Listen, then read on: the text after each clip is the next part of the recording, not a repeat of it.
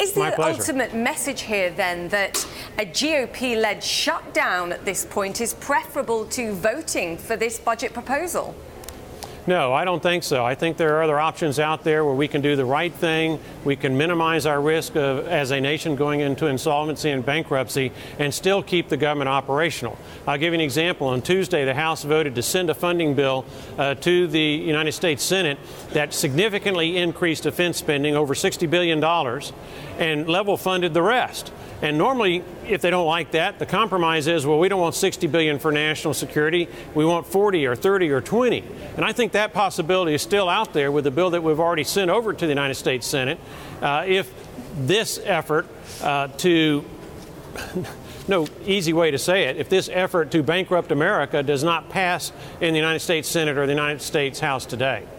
Well, yes, that might be the case, but the president has already backed the Senate's version of the budget deal, saying that it gives the Department of Defense the funds that it needs for the military. He urged lawmakers to support our troops. So did the bill that we passed on Tuesday. Right, but he backed the Senate bill, and he backed it publicly. He tweeted about it. Senator Corker said that the budget deal would deliver more military funding that the president requested in his 2018 budget proposal. Would you be in favor of perhaps reducing the allocation to defense spending?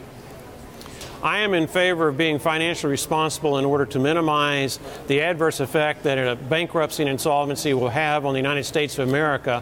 One significant adverse effect, if our creditors decide they just don't want to loan us any more money, is we don't have the money to pay for national defense, and you have to worry about a dissolution of our military extreme example or dramatic cuts as the most probable example of what would ensue. So you can't just look short term and be myopic and talk about today, tomorrow, next month, or a year from now. You also have to look 5 and 10 years down the road and try to determine where you want to be as a nation. And we do not want to have a consistent string of $1 trillion a year deficits that add on to our $20 trillion accumulated debt that results in, at some point, our creditors saying, no mas, no more. We're not going to give you any more money, at which point you've got a horrific situation that the United States is going to have to deal with. We have to avoid that at all costs. I know that the Freedom Caucus is very concerned about government spending, but what specific spending would you propose be cut here? Let's get to the basics where we can really hear from you on what specific spending proposals should be included, cutting proposals, excuse me, and sure, whether you put that into a legislative proposal. We spend over $50 billion a year, directly and indirectly, on foreign aid. That's a good place to start. There are military aspects of what we do around the globe that I think we need to shift to some of the other countries who have a greater interest in those regions than we do. By way of example, the South China Sea. China is expanding. They're building military bases. They're building islands on which to build military bases. Why can't South Korea, Japan, the Philippines, Taiwan, and other nations in that region of the world pick up the pace some and relieve us of so much of the financial and military responsibility? Same thing with the Persian Gulf. We used to be heavily dependent on that Persian Gulf oil. We aren't anymore. Why shouldn't we expect South Korea and China and India and Western Europe and Japan and other nations to start picking up the tab to keep those shipping lanes open in a relatively volatile part of the world? Why do we always have to pick the tab up? Or in NATO, our NATO allies in Europe, they have a bigger economy, they have a greater population than their alleged foe, Russia.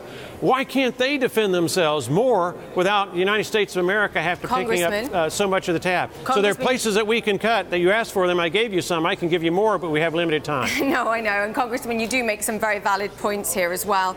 But is the bottom line here actually that the House Freedom Caucus can take a bold stand here ultimately because Speaker Paul Ryan has the votes because he can take them from the Democrats?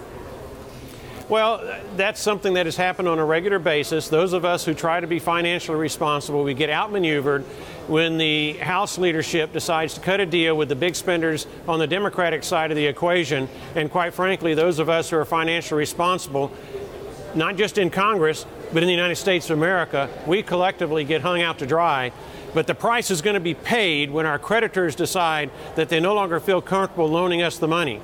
Right now, for example, this year with $1 trillion expected deficit, if this bill passes, that's about 20 to 25% of our total spending. I ask you, where is that money going to come from if our creditors decide that they just don't feel comfortable loaning us more? not asking us to pay back what they've already loaned, but loaning us more.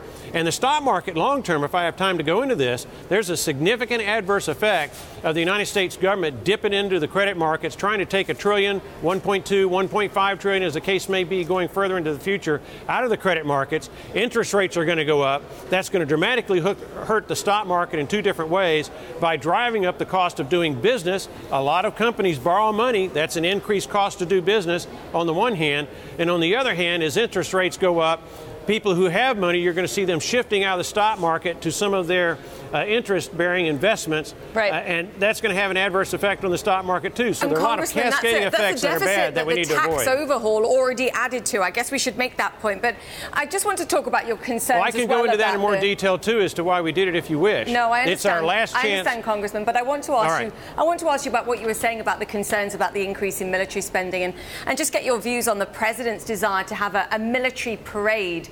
This is just a quote that we got from Senator Kennedy saying, look, we're not North Korea here, we're not Russia, we're not China, and we don't want to be. And for that reason, I would be against flaunting our strength. We don't need to show everybody. We don't need everybody to know we have it. Are you also critical of this decision by the president to want to hold a parade at this point? Do you share others' outrage? The president is the commander-in-chief. If he wants to have a parade, he's going to get to have a parade. Personally, I would rather those millions of dollars be spent on better training for our military personnel, better weapons for our military personnel, so that when they are in conflict, they have a better chance of not only triumphing, but live after the battle's over with.